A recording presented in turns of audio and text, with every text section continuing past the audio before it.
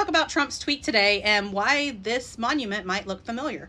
If you've ever seen pictures from Paris, France, or if you have been to Paris, France, then you might recognize this as the Arc de Triomphe. And we see the same type of monument situated in front of the National Mall. You can see the Lincoln Memorial right there in the background. So let's talk about this proposal, what it means, what architects are saying about it, what historians are saying about it, whether or not we as the American people want this in our National Mall. So this architecture magazine reported in Washington, D.C, a new triumphal arch may be built across the Potomac River in Arlington, Virginia, to commemorate the country's 250th anniversary. The proposal by architecture firm Harrison Design appears to be the same height, if not taller than, the Lincoln Memorial, which it would face.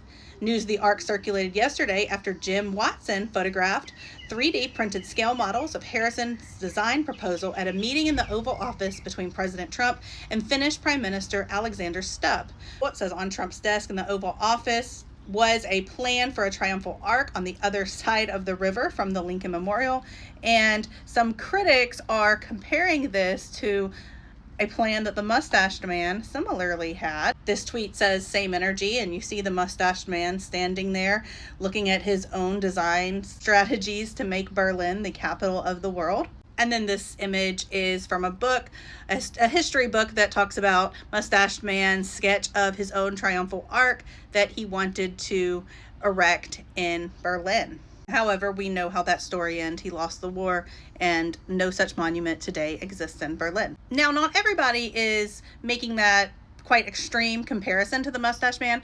Architects say that it might have a symbolic issue at play. It says Eric Jenkins, an architect and former educator at the University of Maryland and Catholic University, said the arch stands to, quote, disrupt a symbolic connection between the Lincoln Memorial and Arlington House and Arlington National Cemetery's most hallowed ground.